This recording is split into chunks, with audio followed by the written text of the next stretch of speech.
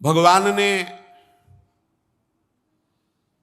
जब माता जी को उपदेश किया, आप कल सुन रहे थे कि देहाभिमान अहंकार ही जीव की दुर्गति का कारण है और उसके नाश के कुछ सूत्र बताए थे कल, उनकी पुनरावृत्ति करते हैं क्योंकि ज्यादा लाभप्रद है। पहला था चित्त को अर्थात मन को जहां जहां हट करके नाम जप कर रहे हैं, भगवत ध्यान कर रहे हैं, उससे मन चंचल होकर भागता है। ये सबकी शिकायत है कि हमारा मन भजन में नहीं लगता, भागता है। भागने दो, तुम मत भागो, कुछ नहीं बिगाड़ेगा मन। मन कह रहा हमें अमुक पदार्थ चाहिए, अमुक भोग चाहिए, आप चुप रहो, राधा राधा राधा सुनो मत, वो शांत होने लगेगा। मन को जीतने का सहज उपाय है मन को सपोर्ट ना देना। जब वो कह रहा है गलत बातें और आप चिड़चिड़ा रहे हैं कि अरे ऐसा क्यों कर, तो आप उसकी सत्ता दे रहे हैं और वो आपको बहुत परेशान करेगा। बिल्कुल प्रसन्न रहो। गंदी सी गंदी बात तो आपके अंदर पेश कर रहा है, चुप शांत, राधा राधा राधा राधा, ध्यान ही मत दो। मन की दुर्वासनाएं नष्ट हो रही हैं, वो आप पर शासन तब करेंगी जब आप राग कर ले या द्वेष। राग उसी में डूब गए, द्वेष अरे ये क्यों आ गया, पकड़ लीजिए अगर आप पकड़ पाओ ना, ये क्यों आ गया और ना अच्छा ना बुरा, राधा राधा राधा राधा राधा, वो सब शांत होता चला जाएगा। जहां जहां मन जाए वहां वहां से मन को हटाकर अपने नाम में जो गुरुदेव ने दिया, अपने मंत्र में जो गुरुदेव ने दिया उसमें लगाओ। दूसरा, मेरी कथा एकाग्रता पूर्वक श्रवण करो और उसका मनन करो, और जो उपदेश सुना है मनन किया उसको आचरण में उतारो। तीसरा, समस्त प्राणियों में भगवत भाव रखो। चौथा, किसी से भी झगड़ा न करो, वैर न करो, अपना दुश्मन न मानो किसी को। पांचवा, वस्तु व्यक्ति स्थान के संयोग से आसक्ति हो जाती और मिले, ऐसा कभी नहीं। साधक को चाहिए अच्छा भोजन, कोई प्रशंसा नहीं, रूखा सूखा कोई उदासी नहीं, नहीं मिला कोई परेशानी नहीं। वही एक स्थिति होनी चाहिए जो अच्छा स्वादिष्ट पकवान, खूब बढ़िया भोजन, वही स्थिति होनी चाहिए। रूखा सूखा वही होनी चाहिए भूखे रहने में, ना मिलने पर भी वही स्थिति। आसक्ति का त्याग, अपने साधु भाषा में कहा जाता है, कभी घी घना, कभी मुट्ठी भर चना, कभी वो भी ना बना, लेकिन हमारा मन शांत रहेगा क्योंकि किसी वस्तु व्यक्ति से आसक्ति नहीं की। और छठा, ब्रह्मचर्य। सातवां, प्रपंच की बात ना करने की धारणा में मौन।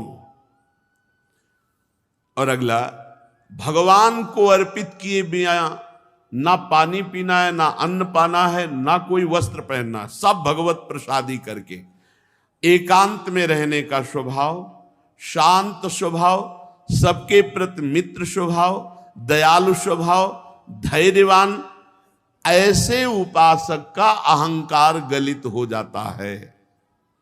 और जब उसे तत्व ज्ञान प्राप्त हो जाता है तो देह और देह संबंधी स्त्री पुत्र घर परिवार आदि की जो ममता है अज्ञान के कारण, वो नष्ट हो जाती है और सब में वो तत्व दर्शन करता है।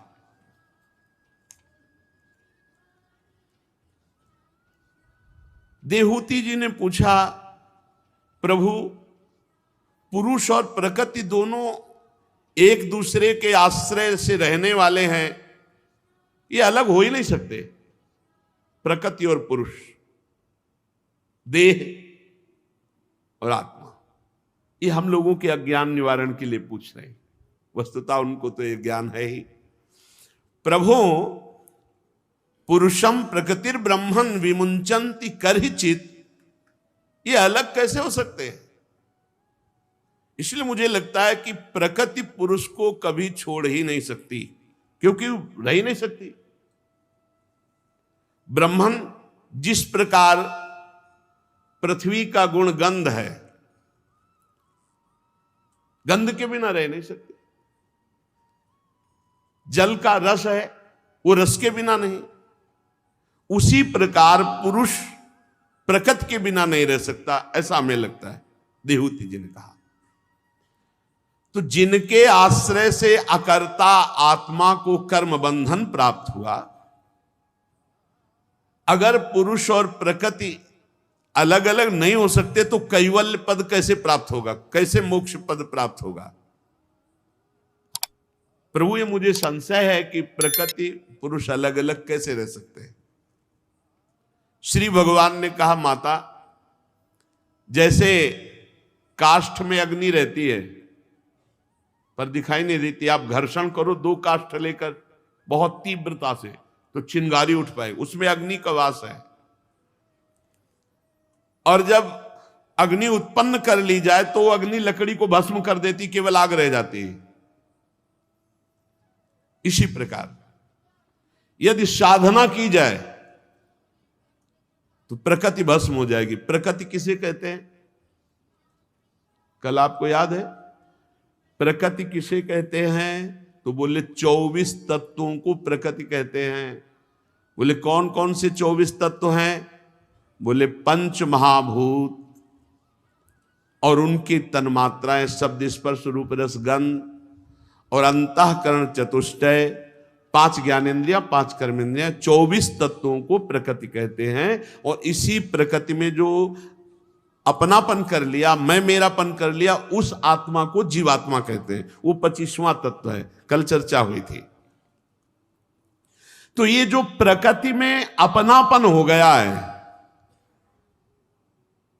जब कोई निष्काम भाव से गुरु प्रदत्त उपासना को बहुत काल तक करता है, ध्यान रखना, जो गुरु प्रदत्त उपासना को, अपने धर्म को निष्काम भाव से बहुत काल तक करता है, और मेरी कथा बहुत काल तक सुनता, जब बहुकाल करी सत्संगा तबई हो सब संशय भंगा। बहुत सुंदर बात है।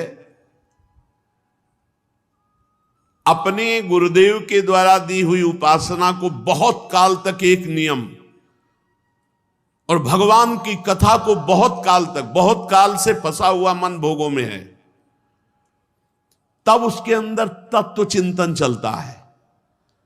उस तत्व चिंतन से ज्ञान, ज्ञान से प्रबल वैराग्य, और प्रबल वैराग्य से नियम, और फिर नियम से ध्यानाभ्यास, मन की एकाग्रता, इससे अविद्या प्रकृति भस्म हो जाती है। गाढ़ चिंतन भगवान का, शरीर का चिंतन छूटा, खत्म। जैसे काष्ठ में अग्नि रहती है, मंथन करने से प्रकट होकर उस काष्ठ को भस्म कर देती है, ऐसे ही इसी शरीर में हमारा अपनापन हो चुका है। इसी में हम साधना करते हैं, और साधना से प्रकट ज्ञानाग्नि के द्वारा शरीर भाव को भस्म करके सहचरी भाव को, भगवत भाव को प्राप्त हो जाते हैं। स्वतंत्र बंधन मुक्त हो जाता है। अब उस बंधन मुक्त पुरुष का प्रकृति कुछ नहीं बिगाड़ सकती। किसका? जिसने गुरु प्रदत्त साधना बहुत काल तक की, बहुत काल तक सत्संग सुना, फिर उससे प्राप्त तत्व चिंतन सब में प्रभु है। इस तत्व चिंतन से बढ़ा हुआ ज्ञान, ज्ञान से दृढ़ वैराग्य, वैराग्य से अपने इष्ट में एकाग्रता, और एकाग्रता से तन्मयता, तन्मया। अब इष्ट में तन्मय तो भस्म हो गया देह भाव। अब ऐसे जिसका देह भाव नष्ट हो गया, भाव देह को प्राप्त हुआ है, उसको अब प्रकृति दोबारा कभी अधीन नहीं कर सकती। जैसे सोए हुए पुरुष को स्वप्न में बहुत से अनर्थ देखने पड़े, लेकिन जब जग गया तो स्वप्न वाला अनर्थ अब उसको भोगना नहीं पड़ेगा। ऐसे ही जिसको ज्ञान प्राप्त हो गया है, भगवत चिंतन में तन्मय हो गया, अब प्रकृति उसको विक्षेप नहीं डाल सकती जो भगवत प्राप्त है। जिसे तत्वज्ञान हो गया है या जिसका मन निरंतर भगवान में रम गया है, इन दो को प्रकृति कुछ नहीं बिगाड़ सकती। लेकिन बहुत कठिन है। अनेक जन्मों, भगवान के अनेक जन्मों से बहुत समय तक हमारा चिंतन भोगों में रहा है, शरीर में रहा है, संसार में रहा है। अब इस चिंतन को पलट करके आत्मस्वरूप में या भगवान में लगाना बहुत कठिन है। अगर लगा लिया तो ब्रह्मलोक पर्यंत समस्त भोगों से वैराग्य प्रदान करने वाला ज्ञान प्रकट हो जाएगा चिंतन से। महाधैर्यवान भक्त, जब धैर्यवान शब्द इसीलिए कि लंबे समय तक नियम से रहना है, लंबे समय तक सत्संग सुनना है, लंबे समय तक अच्छे आचरण करके अपने स्वधर्म का पालन करना है, तब मेरी कृपा से उसे तत्व ज्ञान प्राप्त होता है। फिर उसके तीनों देहों का राग भस्म हो जाता है। फिर योगी ऐसे परम पद पे पहुंचता है जहां से लौट कर नहीं आना होता। माता जी, यदि मेरा भक्त चाहे तो उसे अणिमादिक सिद्धियां प्राप्त हो जाती है, किसी और साधन की जरूरत नहीं है। जहां मृत्यु की भी दाल नहीं गलती, वो मेरा अविनाशी परम पद सहज में प्राप्त हो जाता है जो मेरी भक्ति करता है। माता जी ने पूछा कि योग के कितने अंग होते हैं, पीछे पूछा था, उसका स्वरूप क्या है? भगवान कपिल देव जी ने कहा, योगस्य लक्षणम वक्षे सबीजस्य नृपात्मजे मनो ये नैव विधिना प्रसन्नम याति सत्पथम। हे राजपुत्री नृपात्मजे, मैं तुम्हें योग के लक्षण और ध्येय स्वरूप के आलम्बन से युक्त संपूर्ण योग का वर्णन करता हूं, जिसके द्वारा चित्त शुद्ध होकर परमात्मा में प्रवृत्त हो जाता है। ध्यान पूर्वक सुनो। जो पहले खूब शास्त्र स्वाध्याय और सत्संग करता है, ये तो पता चल जाए कि हमारा मार्ग क्या है। तो शास्त्र श्रवण से, सत्संग से स्वधर्म पालन में प्रवृत्ति और धर्म विरुद्ध पापाचरण की निवृत्ति पहला योग का लक्षण है। खूब सत्संग सुने, शास्त्र स्वाध्याय करे और ये पता चले कि धर्म क्या है, धर्माचरण क्या है, अधर्म क्या है और धर्माचरण क्या है। धर्माचरण में प्रवृत्ति और अधर्माचरण में निवृत्ति, ये शास्त्र स्वाध्याय और सत्संग से पता चलता है। संसार के बंधन छुड़ाने वाले धर्मों में प्रेम और संसार में फंसाने वाले कर्मों से निवृत्ति। योग के लिए पहली आवश्यकता, शास्त्र स्वाध्याय सत्संग से इतना ज्ञान हो जाना चाहिए कि धर्माचरण किसे कहते हैं, धर्माचरण किसे कहते हैं। फिर संसार से छुड़ाने वाले धर्मों के आचरण में प्रवृत्ति, संसार में फंसाने वाले कर्मों के आचरणों से निवृत्ति। अब दूसरा, योग के लिए दूसरी बात आवश्यकता, किसी भी योग के लिए, यहां तो आगे अष्टांग योग का वर्णन होगा, लेकिन किसी भी योग के लिए इतनी आवश्यकता, जहां तक हम आपको बताएं कि यहां तक सबको आवश्यकता है, ये सबको आवश्यकता है। दूसरा है पवित्र, परमित भोजन। भोजन पवित्र बहुत जरूरी है। बड़ा कठिन है, बाजारों का तो किसी भी तरह से पवित्र नहीं हो सकता, चाहे जितने लाखों की बनी दुकान हो। बनाने वालों में जब तक वैष्णवता नहीं तो पवित्रता को उनको ज्ञान क्या होगा। अगर वो वैष्णव है, सत्संगी है, तो उसे कुछ पवित्रता का ज्ञान हो। उनको क्या हो, तो पैसे के लिए काम कर रहे हैं। हमें लगता है कि अगर भगवत प्राप्ति करनी है तो भोजन की पवित्रता पर ध्यान दिया जाए। पवित्र भोजन, भले आप रोटी दाल बना के पालें, अच्छी है, रसेंद्री को कितना तृप्त करोगे, जितना तृप्त करोगे उतने मांग बढ़ती चली जाएगी। पवित्र और परमित भोजन, कल भी चर्चा हुई थी, अहंकार का नाश करने के लिए भगवान कपिल देव जी ने कहा था परमित भोजन, थोड़ा, परमित माने तो थोड़ा भोजन। 24 घंटे में शरीर स्वस्थ रख करके अपने सारे कार्य पूर्ण करने के लिए 400 ग्राम अन्न काफी है, ऐसा पीछे एक बार सत्संग में वर्णन हुआ था। 400 ग्राम अन्न 24 घंटे में एक शरीर के लिए पर्याप्त है। बहुत ही हानिकारक है जीवन को स्वस्थ रख करके भजन करना है बहुत लंबे समय तक, तो कम भोजन से बहुत जीवनी शक्ति बढ़ती है। योग के लिए दूसरी बात आवश्यक है पवित्र और परमित भोजन, और फिर योग के लिए तीसरी बात आवश्यक है कि जहां हम रहें वहां का आसपास वातावरण भागवतिक होना चाहिए, बहुत आवश्यक है। अपने लोगों के ऊपर तो विशेष कृपा है कि संत समुदाय के बीच में रहना, संत जनों के बीच में रहना, कितना हो भाग्य कि हमें साधु मंडली के बीच में रहना। हम चाहे भी तो कुछ नहीं कर सकते, क्योंकि साधु मंडली के बीच में रहने में हर समय हम पवित्र रहते हैं। चौथा, योग के लिए आवश्यक है मन, वाणी और शरीर से किसी भी जीव को कभी ना सताना।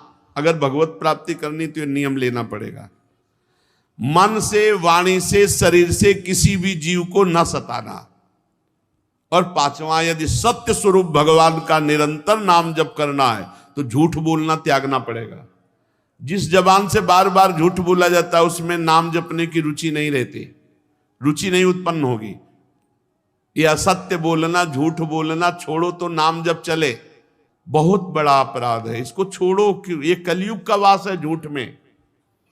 जो द्वित कीड़ा है उसका संबंध झूठ से है, और झूठ में कलयुग का वास है।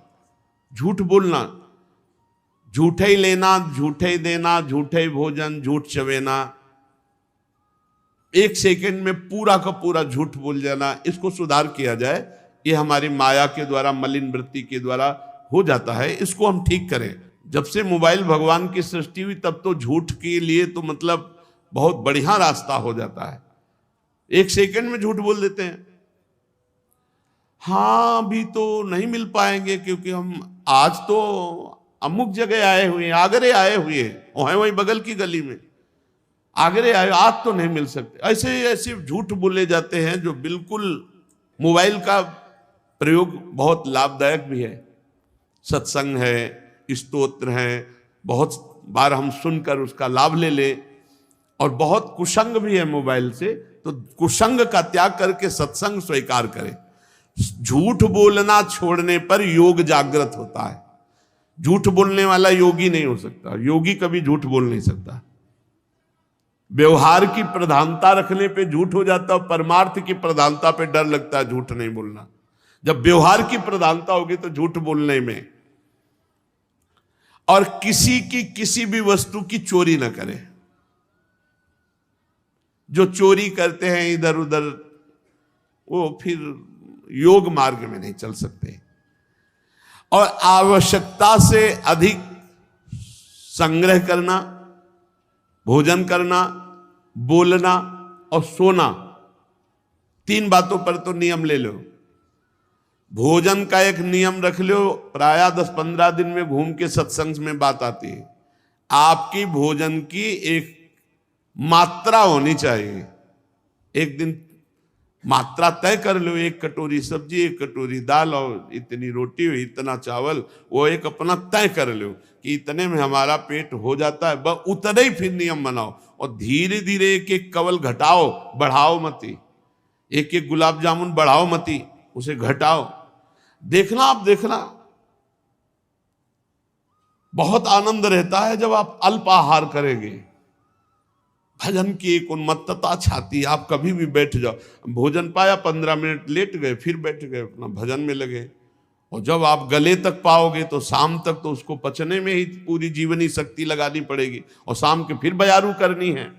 बोले परान्नम दुर्लभम लोके देहोयम पुनः पुनः, शरीर तो बार बार मिल जाएगा, निमंत्रण थोड़ी बार बार मिलेगा।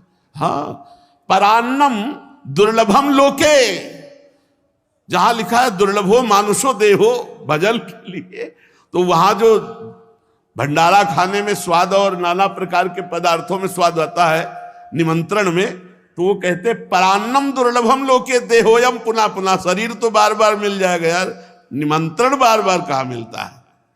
बहुत सावधान, रसेंद्री है। और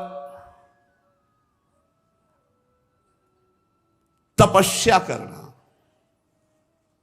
तब कहते हैं आए हुए काम क्रोध लोभ आदि के वेग को सह जाना। जैसे आप जा रहे हो, कोई कहते हैं नाटकी जा रहा है, अब वो अंदर आग जैसी कान के द्वारा जाके शब्द आग जैसा पैदा किए, उस ताप को सह गए आप तपस्वी हैं।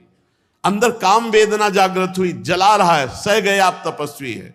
अंदर जो वेग आते हैं, काम के वेग, क्रोध के वेग, लोभ के वेग, इनको सह जाना तपस्या कहते हैं। तपस्या का मतलब ऐसा कुछ नहीं कि कपड़ा लत्ता उतार फेंक दिया तो तपस्वी, या आग के बीच में ताप रहे। बाहरी आग तापने में सहन कर सकते हो, लेकिन अंदर की आग सह जाए वही तपस्वी जी, जो अंदर के विकारों के वेग को सह जाए। बाहर और भीतर से पवित्र रहना सीखे। छल कपट आदि का त्याग, भीतरी पवित्रता, और जल और मिट्टी से बाहर की पवित्रता। और नियमित भगवान की पूजा सेवा होनी चाहिए। हर घर में ठाकुर जी विराजमान होने चाहिए। बिना ठाकुर जी के घर है कैसा स्मशान समझो, जिस घर में ठाकुर सेवा नहीं है। जिस घर में ठाकुर सेवा नहीं वो घर है। जिस घर में भक्ति नहीं, नाम कीर्तन नहीं होता, भगवान की कथा नहीं होती, भगवान की आरती पूजा नहीं होती, तो उसमें मुर्दे ही तो रहते हैं। जिन हरि भगति हृदय नहीं आनी, जीवित सौ समानते प्राणी, तो वो मुर्दा जहां तो स्मशान ही तो हुआ। ठाकुर जी विराजमान, कितना सुंदर होता है जब किसी घर में जाए, कहाँ है आपके ठाकुर जी, बढ़िया सिंहासन में ठाकुर जी विराजमान, उनका भोग लग रहा है, उनकी आरती हो रही, उनकी कथा हो रही, परिवार के सदस्य बैठकर कुछ मिनट कीर्तन कर रहे हैं। अहो भाग्य, वो गृहस्थी धन्य है जिनके घर में ठाकुर जी विराजमान है, जिनके घर में आरती पूजा। हे माता,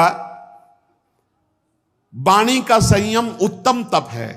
मौन व्रत, एक मिनट में किसी की निंदा कर देगी, किसी की अवहेलना कर देगी, किसी की प्रशंसा कर, इसको बहुत शासन में रखना चाहिए। इसमें दो इंद्रिय, एक रसेंद्रिय है खान पान वाली, और एक वाकेंद्रिय कर्मेंद्रिय जो बोलने का काम करती। ये जिह्वा बहुत संभाल ले। हमारे संतों ने कहा कि अगर 10 इंद्रियों में एक इंद्री काबू में हो गई, रसेंद्री, तो 9 काबू में हो गई, और रसेंद्री काबू में नहीं तो फिर और काबू। बहुत संभाल के इसको 2 प्रकार से ठीक करो। 2 इंद्रियां हैं, एक रसेंद्रिय, एक वाकेंद्रिय। पहले यही द्वारा इसे कब्जे में ले। जिसका भोजन नीरस उसका भजन सरस, जिसका भोजन सरस उसका भजन नीरस। पक्की बात है, अनुभवगम में, अनुभव की बात कहते हैं। पहले भोजन पर सुधार करो। संसार में अच्छे अच्छे कहने आने वाले पदार्थ जब परोसे जाएं तो अब विरक्त हो, जो मिलेगा पाएंगे, बहुत कम मात्रा में लीजिए। और रूखे सूखे पदार्थों को, जो उचित आहार है उसको ले लीजिए। अच्छे पदार्थों में उचित आहार में भी कम कीजिए। उस दिन बहुत कम लीजिए, उपवास की तरह थोड़ा सा पा लीजिए। लेकिन ऐसा नहीं होता, बहुत प्रभाव अन्न का पड़ता है, बहुत प्रभाव पड़ता है। ये अपने लोगों ने खूब मन को देखा है, आहार का प्रभाव भजन पर बहुत पड़ता है। इसलिए आहार शुद्धि, सत्व शुद्धि, अंतःकरण शुद्धि, भगवत प्राप्ति के लिए उत्साह, भजन के लिए उत्साह। तो वाणी को यहां 2 है, रसेंद्री और वाकेंद्री। बोलने से बचो। ये जो सत्संग सुनने के बाद फिर अन्य वार्ता करते हुए लोग जाते हैं, उनसे प्रार्थना करते हैं मौन जाइए, नाम जप करते हुए, या सत्संग के विषय में ही चिंतन करते जाइए। ये सत्संग सुनाओ, इसके बाद फिर प्रपंच की वार्ता करते हुए जा रहे हो, ये ठीक नहीं है। सत्संग का विस्मरण हो जाएगा। पूज्य स्वामी श्री नारदानंद सरस्वती नैमिषारण्य में जब सत्संग करते थे तो सत्संग के बाद 1 घंटा समय देते थे सबको। सब एकांत बैठो, ब्रह्म चिंतन करते हुए मनन करो, आज क्या योग वासिष्ठ का, आज क्या वेदांत का सत्संग हुआ। बड़ा गूढ़ सत्संग होता है वेदांत का और योग वासिष्ठ आदि का। तो वाणी का संयम बहुत आवश्यक है। हम कहते हैं कि जड़ मौन मत लीजिए। ये वृंदावन धाम है, यहाँ राधा राधा से बढ़कर मौन नहीं है। जब आपको नाम कीर्तन करना हो तो वाणी खोलिए, जब आपको पद गायन करना हो तो वाणी खोलिए, जब आपको भगवत चर्चा करनी हो तब वाणी, अन्यथा मौन रहिए। वाणी का संयम। अब योग के लिए जो अत्यंत आवश्यक है वह है आसनों का उत्तम अभ्यास। उसे हर योग में इसका, चाहे वो भक्ति योग हो चाहे ज्ञान योग हो, कम से कम 2 घड़ी तो एक स्थिति में बैठने का अभ्यास बना ही लेना चाहिए। 2 घड़ी कहते हैं 48 मिनट। सिद्धासन, पद्मासन, सुखासन। सुखासन तो एकदम साधारण समझो, जैसे ऐसे बैठे ऐसे सुखासन, पलथी मार के। और नहीं, नौजवान साधकों को तो बैठना ही चाहिए पद्मासन और सिद्धासन में। कथा सुनने के लिए भी बैठे तो सिद्धासन में बैठे हैं। 6-6 घंटे 8-8 घंटे का अभ्यास जब बचपन से होता रहा तो वही 50 मिनट के बाद पीड़ा और फिर 20 मिनट में शून्यावस्था, फिर बैठे रहो। मतलब 1 घंटा 10 मिनट अगर आप पद्मासन से गए तो फिर बैठे रहो 2 घंटे 2.5 घंटे 3 घंटे 4 घंटे, जैसा तुम एकाग्रता अपनी कर, वो आनंद साय मचता है। कभी करके देखना हमारी बात, साय मचता है एकदम, राउंड राउंड मंत्र हो रहा दिमाग में, एकदम वो अद्भुत आनंद जो वाणी के द्वारा बताया नहीं जा सकता। 2.5-3 घंटे के बाद शरीर शून्य एकदम, और भगवत मंत्र में या रूप में या अपने ध्येय में पूर्ण तन्मयता। ये जीवन के लाभ है। ये रसगुल्ला हलवा थोड़ी लाभ है, तो सब जीव खा रहे, निद्रा भय आहार मैथुन ये सब जीव भोग रहे। कितनी देर बैठ सकते हो आसन में? आप लोग देखिए, पद्मासन, सिद्धासन, सुखासन, बिना हिले 48 मिनट तो ऐसे बैठा जा सकता है। जिनका शरीर बहुत रोग ग्रसित हो बात तो अलग है। अभी आप लोग सब नौजवान हैं, अधिकतर साधक तो हमें लगता है 1-1.5 घंटा तो बैठने का अभ्यास साधनों में होना ही चाहिए कि हम जो साधन कर रहे हैं, अच्छा वाणी पाठ ही कर रहे हैं तो पद्मासन लगा के बैठे, वाणी पाठ सीधे से। इंद्रियों को वश में करने वाला, मन को वश में करने वाला, शरीर को वश में करने वाला, स्वभाव पवित्र, चरित्र उत्तम, सतरति सतरति सा लोकांतारते। उपासना में अपने तन मन को अधीन न किया तो उपासना का है कि भाई। एक उपासक कह रहे थे कि हम जब समाज में व्यवहार में जाते हैं तो बड़ा विक्षेप होता है, बाहर से कहीं से आए थे, उनका कच्चा हो अभ्यास। 1 मिनट में भरी सभा में, 1 मिनट में शून्य खत्म। अब आप बोलो हल्ला मचाओ तो चिड़िया चहचहा रही। लक्ष्य पे स्थित अभ्यास योग युक्तेन चेतसा नान्यगामिना। एक ऐसे परमार्थ थोड़ी होता है भरी बाजार में समाधिस्थ हो जाए, भरी बाजार में अपने इंद्रियों को ब्रह्मागार वृत्ति में एकदम डुबो दे, तब तो कुछ कमाई हो रही है। हम आए हैं 3 दिन से भोजन नहीं मिला, लेकिन भगवदाकार वृत्ति में कोई अंतर नहीं पड़ा, इसमें आए हैं। हमें पूरा जगत उपहास करे, अपमान करे या सम्मान करे, हमें इससे कोई फर्क न पड़े, हमारा भजन चलता रहे। आसनों का अभ्यास। अगर आप ब्रह्मचारी हैं, आप आहार संयमी हैं और आप आसनों पे बैठते हैं, सवाल ही नहीं उठता कि आपके अचानक कोई चोट लग जाए, वो बात अलग है। वायु जनित पीड़ा योगी को कभी नहीं होती, अवस्था जनित बाधा योगी को कभी नहीं होती, ऋतु जनित बाधा योगी को कभी, उसके लिए 12 महीना समान होते हैं, क्योंकि एकाग्र होकर अपनी प्राणवायु का संयमन की हुई आसनों के द्वारा शरीर को। तो यही आनंद लेने के लिए तुम भगवत मार्ग में, चाहे प्राकृतिक भोगों का या परमात्मा जनित आनंद, तो प्राकृतिक भोगों के लिए फिर बाबा जी बनने की क्या आवश्यकता थी?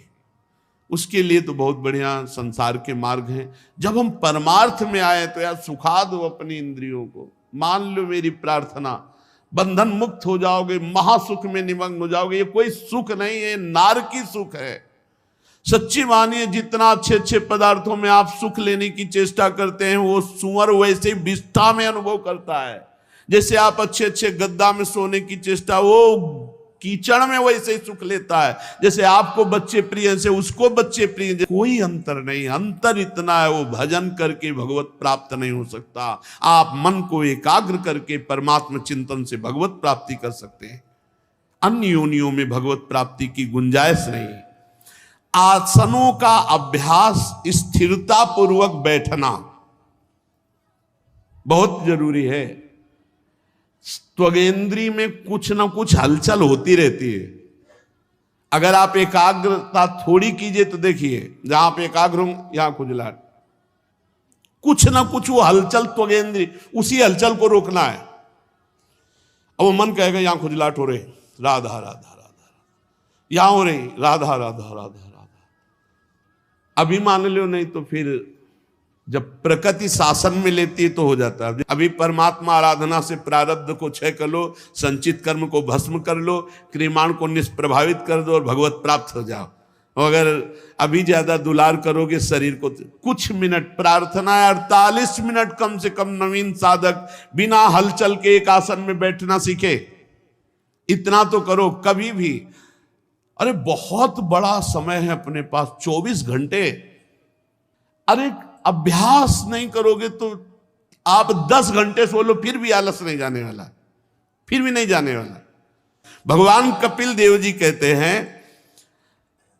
प्राण वायु का संयमन करना वैसे बहुत सुखद है भजन के लिए, निरंतर नाम चलाने के लिए प्राणवायु का संयमन बहुत। और हम आपसे कह रहे हैं इसमें भक्ति योग के लिए हम कठोर प्राणायाम का आदेश नहीं करते, पर इतना तो होना चाहिए। जैसे आप नाम जप कर रहे, धीरे धीरे नाम जप करते हुए ऊपर श्वास लेते जा रहे, अधिक से अधिक नाम जप करते हुए।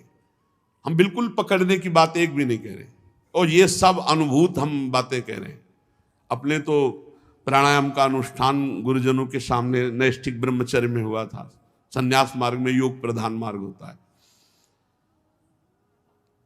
धीरे धीरे नाम या मंत्र जपते हुए ले जा, बिल्कुल नहीं पकड़ रहे, बस बंद कर लिया, नाम जप कर रहे हैं, जितना छक के नाम जप, फिर धीरे से छोड़ दिया, फिर श्वास निकाल दी, फिर श्वास नाम जप करते हुए देखो अभी अभी आपका मन एकाग्र हो जाएगा, भागना बंद कर देगा। ये आंतरिक कुंभक और एक बाह्य कुंभक है। श्वास छोड़ दी नाम जप करते हुए, अब ली नहीं, बंद कर ली। अब प्राण व्याकुल जब हो फिर छोड़ दिया एकदम नाम जप करते हुए, फिर खाली को रोक लिया, ये बाह्य कुंभक है। कोई नहीं जान पाएगा कि आप प्राणायाम कर रहे हैं। आराम से धीरे से लीजिए, अगर हो सके तो 10 बार खींचा छोड़ दिया, खींचा छोड़ दिया, जिसे अनुलोम विलोम, उससे थोड़ा नाड़ियों को शुद्धावस्था प्राप्त हो जाएगी। और फिर ये कीजिए, आप देखिए आपकी भूख बढ़ेगी, आपके जो पाचन तंत्र में विकार हो रहे हैं वो दूर हो जाएंगे, आपकी जो शरीर में पीड़ाएं होती हैं वायु के कारण वो दूर हो जाएंगी, और सबसे खास बात हमारा भजन में एकाग्र हो जाएगा मन। ये अनुभूत बात कह रहे हैं, ये की हुई बात कर रहे हैं। और इसमें खास बात है कि कभी कोई परेशानी आने वाली नहीं। जैसे रेचक कुंभक प्राणायाम जो है ना, अगर इनमें गुरु के सानिध्य से जरा भी आप अलग हट करके मनमानी करेंगे और त्रुटि हो जाए तो रोग होने की संभावना है। कोई भी योग करने के 30 मिनट के अंतर में जलपान न किया जाए, 30 मिनट तक खाली रह जाए, चाहे वो शारीरिक योग किया हो या प्राणायाम का योग किया हो। जैसे व्यायाम आदमी 30 मिनट नहीं, एकदम गर्म शरीर में ठंडा जल जाएगा, वो वायु रोग पैदा कर देगा। प्राणायाम में तो बहुत सावधान, प्राणायाम के बाद अगर आप पानी पी लेते हैं तो कई तरह के रोग हो जाते हैं, बहुत सावधानी की जरूरत होती है। इसमें आपको कोई परेशानी नहीं, 30 मिनट बस कुछ मत खाइए पिए। प्राण का जब सूक्ष्म होना तो मन का एकाग्र होना और ब्रह्मचर्य परिपक्व होना, तीनों एक कनेक्शन है। ब्रह्मचर्य ठीक होना, मन का एकाग्र होना, प्राणों का संयमित होना, प्राणों का संयमित होना, मन का एकाग्र होना, ब्रह्मचर्य ठीक। यही तो हमारे भगवत मार्ग में उत्साह बढ़ाने वाला है, यही हमें भगवत मार्ग में तेज प्रदान करता है। कभी थकान नहीं लगती, कभी थकान नहीं। ब्रह्मचारी को कभी थकान नहीं, थकान शब्द से संबंध ही नहीं होता कि यार थक गए। अब शरीर रोगी है वो बात अलग है, नहीं तो थकान शब्द ब्रह्मचारी के जीवन में नहीं होता। और ये जीवन इसीलिए मिला है, हर समय आपकी ऐसी दिनचर्या कि उस दिनचर्या में आपको 1 मिनट भी प्रपंच के लिए समय नहीं है। लेकिन साधक बेपरवाह रहते हैं, भगवत प्राप्ति से परवाह करते हैं शरीर सुख का, इसीलिए लक्ष्य तक नहीं पहुंच पाते। फिर इंद्रियों पर विजय प्राप्त। जो इंद्रियां विषयों में जा रही हैं, विवेक के द्वारा उनको समझाकर बार बार हटाना बहुत कठिन है। ये प्रमथन स्वभाव की हैं। मन भी प्रमथन स्वभाव वाला, इंद्रियां भी प्रमथन स्वभाव वाली। तो जब हमारी इंद्रियां किसी भोगों के दृश्य को देखा या भोगों का चिंतन किया या तृष्णा भोगे हुए भोग को पुनः भोगने की इच्छा की, उस समय विवेक के द्वारा हमें काटना होता है। किसी भी भोग में किंचिन मात्र सुख नहीं है, ये परम सत्य बात है, शास्त्र की बात है, हृदय की बात है। कितना भी सुंदर भोजन बना के दिया जाए और चिंतन भर भोजन का ना होने पावे, तो किसी भी भोग में सुख नहीं कि हमारी जिह्वा को आकर्षित कर ले। बाद में पूछा जाएगा, कुछ पता नहीं चलेगा, क्योंकि हमारा चिंतन कहीं और था। चिंतन जब हम पहले उसका करते हैं भोग का सुखद, तो हमें भोग में सुख मिलता है। नहीं, भोगों में सुख नहीं है। ये शास्त्र, ब्रह्म ऋषि, भगवान, संतों की वाणी है। भोगों में सुख नहीं, सुख तो भगवान में है, प्रभु में है। ये मिथ्या भोगों में सुख नहीं है। इंद्रियों को समझाओ, नहीं पूरा जीवन व्यतीत हो जाएगा और नष्ट कर देंगी। विषयों से हटाकर अपने लक्ष्य में बार बार लगाना मन और इंद्रियों को, यही साधना है। मन और इंद्रियों का स्वभाव है प्रकृति की तरफ जाना। मनाकष्टान इंद्रियाणि प्रकृति स्थान करसती। और साधक का स्वभाव है इनको परमात्मा में लगाना, बस इतना ही बात है। संसारी पुरुष की सिद्धांत इंद्रिया मन ये सब भोगों में जाएंगे स्वाभाविक, और साधक का भोगों से हटाकर परमात्मा में लगाना, यही तो साधना है। और किस बात की साधना है? मन को अपने लक्ष्य पर केंद्रित रखना, अपने लक्ष्य पर लगाए रखना, और भगवान की लीला चरित्रों को सुनकर उनका चिंतन करना, और व्रतादि साधन भी करना। इससे बड़ा लाभ मिलता है। जैसे बहुत से भाग्यशाली जन व्रत अनुष्ठान करते हैं, करना चाहिए। हम कहते हैं और कोई व्रत की भावना ना हो तो कम से कम हाथों को 15 दिन में 1 दिन के लिए फुर्सत तो दे दो। 1 दिन के लिए फुर्सत दे दो, 1 दिन भोजन छोड़ दो, थोड़ा जल आदि के द्वारा निर्वाह करो। महीने में 2 दिन तो रखो, ऐसे कोई भी रख लो, पूर्णिमा अमावस्या रख लो, एकादशी रख लो, द्वादशी रख लो। हमारा लक्ष्य है भगवत भजन, हमारा लक्ष्य है भगवत प्राप्ति। जो ये व्रत है इनसे हमें जीवनी शक्ति बढ़ती है।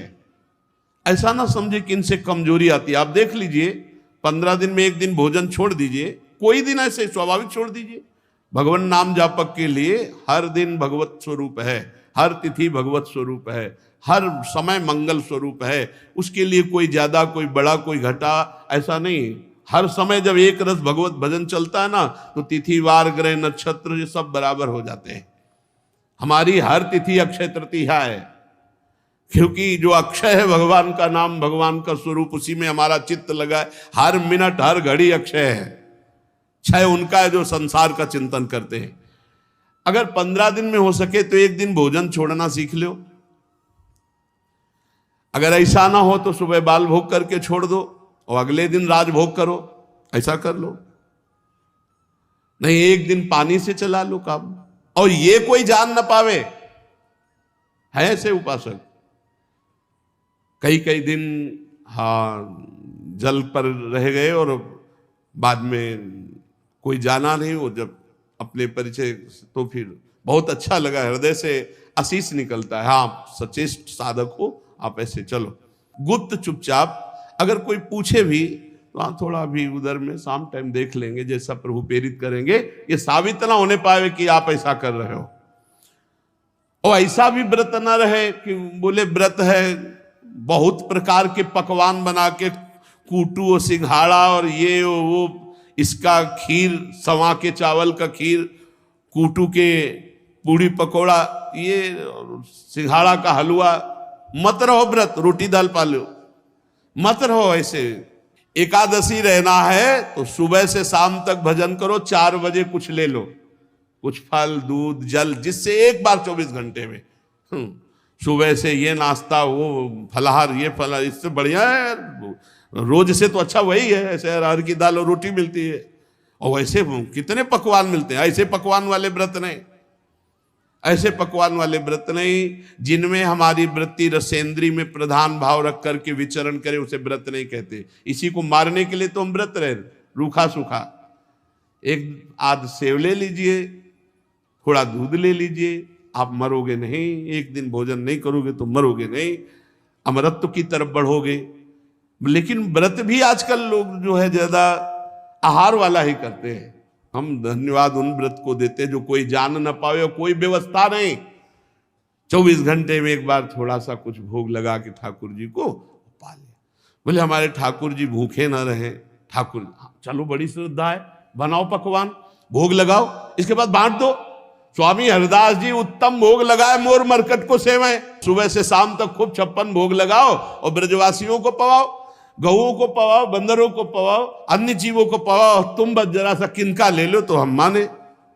गेट खुलेगा नहीं, अंदर ही बर्बाद नहीं होना है, शाम के भी दबा के पाना है, और व्रत भी हम है। ऐसे व्रत के लिए भगवान कपिल देव जी नहीं कह रहे। व्रत का अनुष्ठान करने से बहुत आनंद मिलता है, जीवनी शक्ति बढ़ती है, भगवत भजन में बहुत बड़ी वृद्धि होती है। हमने देखा है इसको, बहुत बड़ी वृद्धि। जब गायत्री अनुष्ठान था तो गुरुदेव जी की आज्ञा से कई वर्ष अन्न नहीं पाया गया। फलाहार में, वो गांव के फलाहार में क्या होता, उबली हुई आलू या गुड़, या बहुत कृपा हो गई तो दूध सेव संतरा, तो साल 2 साल में कभी कोई आ जाए गंगा किनारे, बड़ा आनंद, गंगा जल पी के थोड़ा गुड़ आदि थोड़ा। और प्राणायाम जो है ना भूख की पीड़ा होने देता है, ना शरीर को कमजोर होने देता है। ये 2 चीजें हमने पकड़ी। प्राणायाम ना भूख की पीड़ा होने देता है, ना शरीर को कमजोर होने।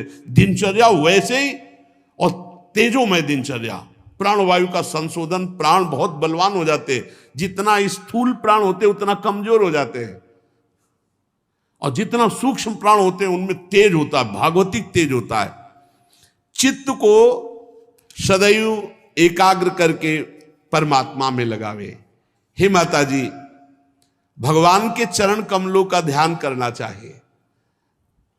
स्थिर आसन पर बैठकर प्राणवायु संशोधन करके, इंद्रियों को विषयों से हटाकर, वाणी को मौन, मन को निसंकल्प और परमात्मा चिंतन में। अब देख रहे हैं अपने भगवान के चरणारविंद। पहले तलवे से शुरू करते हैं। भगवान के श्री चरण के तलवे में वज्र, अंकुश, ध्वजा, कमल, ये मंगलमय चिन्ह है। लाल लाल तलवे है, अद्भुत लालिमा भगवान के श्री चरणों से। और भगवान के फिर हम श्री अंगुलियों का ध्यान करते हैं। भगवान के नख चंद्र से अद्भुत तेज प्रकट हो रहा है, और वो तेज हमारे हृदय में प्रकाशित हो रहा है। ये हम ध्यान अपने हृदय में कर रहे हैं। भगवान के सांवले चरणारविंद, लाल लाल अरुणिमा लिए हुए तलवे, जौ, वज्र, अंकुश, ध्वज आदि मंगलमय चिन्ह, कैसी सुंदर अंगुलियां, और उनके कैसे सुंदर नख से अद्भुत कांति, तेज प्रकट हो रहा है। शास्त्रों में तो वर्णन, शास्त्र कोटि सूर्य संप्रभा, सहस्त्र सहस्त्र, हजारों हजारों, करोड़ों करोड़ों सूर्यों के समान भगवान की नख कांति का तेज है। भक्तजन जब ऐसा ध्यान करते हैं तो उनके अज्ञान अंधकार का नाश होकर ज्ञान प्रकाशित होता है। भगवान के चरणों का ध्यान। वैसे उपासक तो चलते फिरते उठते बैठते हर समय गौर वरण सावल चरण रच मेहंदी के रंग, हे तो ऐसे छाए रहते रहना चाहिए। हम लोगों का ध्यान कैसा होना चाहिए? पलकन को जैसे अधिक पुतरिन सो अति प्यार, ऐसे श्री राधा वल्लभ लाल के पल पल चरण संभार, ऐसे श्री लाडली लाल के छिन छिन चरण संभार। पलकन को जैसे अधिक पुतरिन सो अति प्यार, ऐसे गौर वरण सावल चरण रच मेहंदी के रंग, तीन तरुवन तर लुठत रहे, रतिजुत कोटि अनंग, अति सुकुमारी लाडली, पिय किशोर सुकुमार। दोनों सुकुमार तत्व प्यारी जो प्यारे जो कैसे गलबहियां दिए हुए, निकस कुंज ठाढ़े भय भुजा परस्परंस, श्री राधा वल्लभ मुख कमल निरख नयन हरिवन। दिखाई नहीं दे रहे आपको? सांवले गौर चरणारविंद आपके हृदय में आज्ञा चक्र में नहीं झलक रहे? गौर वरण सांवल चरण, देखो कैसे लालजू का वाम चरण दाहिने चरण को क्रॉस करते हुए ललित त्रिभंगी, और कैसे गोरे चरणारविंद दोनों पार्श्व में विराजमान। कैसा सुंदर नूपुर, कैसा सुंदर महावर श्री लाडली जी के, कैसे लालजू के सी चरणों में मेहंदी रंगी हुई। यही तो हमारे धन है, यही हमारी सिद्धि है, और यही हमारी साधना है। आठों पहर इन्हीं का चिंतन करना, हृदय के अंधकार को दूर करके अद्भुत ज्ञान प्रकाश। इन्हीं के धोवन से गंगा जी प्रकट हुई हैं, जो त्रिभुवन के पाप का नाश करते हुए महादेव जी के माथे पर विराजमान है। अलकनंदा देवगंगा, मंदाकिनी पाताल गंगा, भागीरथी भूतल गंगा, तीनों लोगों को पाप ताप रहित करती हुई महादेव जी के माथे पे जो विराजमान है, सिर पर जो विराजमान है, वो गंगा जी कौन है? इन्हीं सांवले चरणारविंद का धोवन तो है, जिनके पवित्र जल को मस्तक पर देवाधिदेव महादेव धारण करते हैं। जब कोई श्री भगवान के चरणों का ध्यान करता है, तो जैसे इंद्र वज्र का प्रहार करते तो पर्वत चकनाचूर हो जाता है, ऐसे भगवान के चरण कमलों का चिंतन मात्र पहाड़ के पहाड़ पाप को नष्ट करके आनंद प्रदान करता है। माता जी फिर भवभयहारी अजन्मा श्री हरि के चरणों से ऊपर की तरफ बढ़ते हैं ध्यान में, फिर पिंडलियों का ध्यान करते हैं, फिर घुटनों का ध्यान करते हैं, फिर विश्व विधाता ब्रह्मा जी की माता सुरवंदिता कमल लोचना लक्ष्मी जी अपने कर कमल से जो दबा रही हैं भगवान के उन जंघादेश का चिंतन, ऐसे चरण दबा रहे। फिर भगवान की अलसी के फूल के समान नीलवर्ण और बल की निधि गरुण जी की पीठ पर शोभायमान दोनों सी चरणों का, चरण से लेकर जंघा तक का ध्यान करते हैं। भगवान के फिर नितंब बिंब का ध्यान करते हैं, फिर जो नितंब में पीतांबर बंधा हुआ है वो घुटनों तक ऐसे फहरा रहा है, फिर उस पीतांबर के ऊपर स्वर्णमयी करधनी की लड़ियां जो सुशोभित हो रही कमर में, हम उसका ध्यान करते हैं। फिर संपूर्ण लोकों के आश्रय स्थान भगवान के उदर देश का, फिर नाभि सरोवर का, इसी नाभि से कमल प्रकट हुआ और इसी से ब्रह्मा जी और ब्रह्मा जी से संपूर्ण सृष्टि प्रकट हुई। फिर ऊपर बढ़ते हैं, भगवान के विशाल वक्षा स्थल का चिंतन करते हैं, जहां कौस्तुभ मणि, सुंदर सुंदर रत्नों के हार और श्री जी का निवास, श्री लांछन चिन्ह, नेत्रों को परमानंद प्रदान करने वाला भगवान का वक्षा स्थल।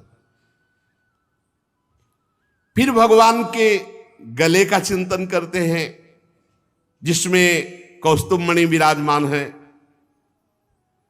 समस्त लोकपालों के आश्रयदाता, फिर भगवान का वहीं से भुजाओं की तरफ चिंतन करते हैं। अजान बाहु लंबी भुजाएं, अभयद भुज दंड मूल पीनंस सानुकूल, अपने भक्तों को अभय प्रदान करने के लिए जिनकी भुजाएं फड़कती रहती, उन भगवान की भुजाओं का ध्यान करते हैं।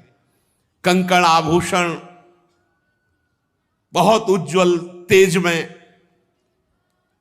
फिर भगवान के दिव्य कर कमल में विराजमान महान पार्षद सुदर्शन जी का,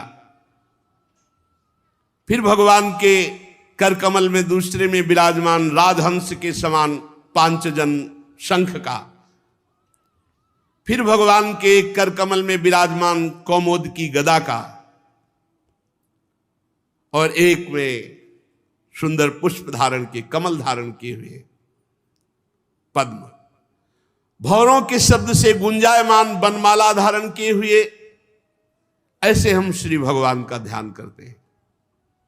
माता जी, जब कोई भक्त बार बार अपने मन को भगवान के ऐसे चिंतन में लगाता है, ध्यान में लगाता है, तो भगवान मुस्कुराते हुए भावना का विषय नहीं रह जाता, प्रकट हो जाते हैं।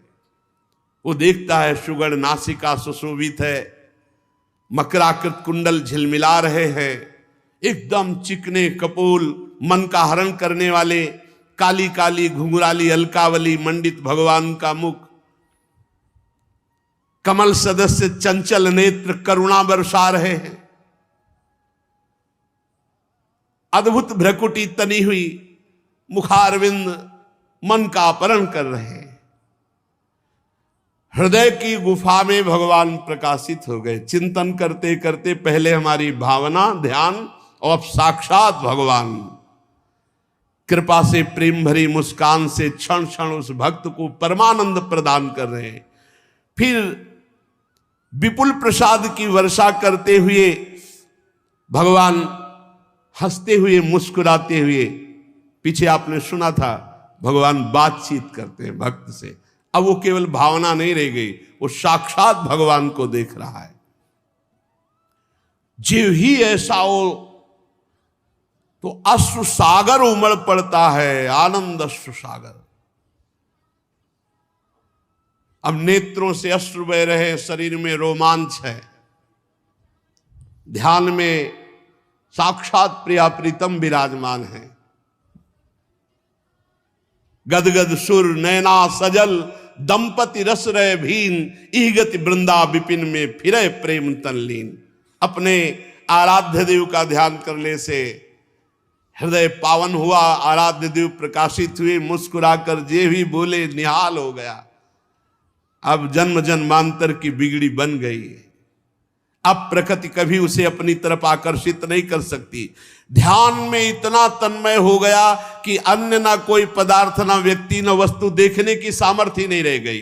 पिय मूरति नैनन बसे, तेहि रस रहे समाए, ये लक्षण सुन प्रेम के और न कछु सुहाए। कुछ नहीं, जड़ चैतन्य कछु नहीं दीखत, जित दीखत तित श्याम खड़े। बिउहल बिकल संभार न तन की, नैना घूमत रूप भरे। करनी अकरनी दो विधि भूले, विधि निषेध सब रहे धरे। नर हरिदास ते भय बावरे, जे यह प्रेम प्रवाह परे। पिय मूरति नैनन बसे, तेहि रस रहे समाए। ये लक्षण सुनि प्रेम के, और न कछु सुहाए, और न कछु सुहाए। फिरे अपने मदमा तो, कुटुम देहते जाए। छूट सब ही विधि ना तो, जहां जहां पिय की बात। सुने खोजत तिन गैनन, हित ध्रुव छिन छिन लेई। प्रेम जल भरी भरी नैनन, दशा बदल गई। रूप छके घूमत रहे, तन को तनिक न भान। नारायण दृग जल बहे, यह प्रेम पहचान। सदा सदा के लिए चित्त चोर ने चित्त को चुरा लिया। रूप माधुरी सदा सदा के लिए हृदय में बस गई। नारायण या गौर श्याम को हृदय निकुंज बसाइए। आप क्या, अब तो विश्राम मिल गया, पायो परम विश्राम। बहुत जन्म हो गए मंजूरी करते हुए, आज विश्राम मिला। जे ही भगवान का प्रादुर्भाव हृदय में हुआ, अनंत जन्मों की थकान मिट गई। अब आवागमन चक्र बंद हो गया और वो परम पद में सदा सदा के लिए स्थापित हो गया। अब नहीं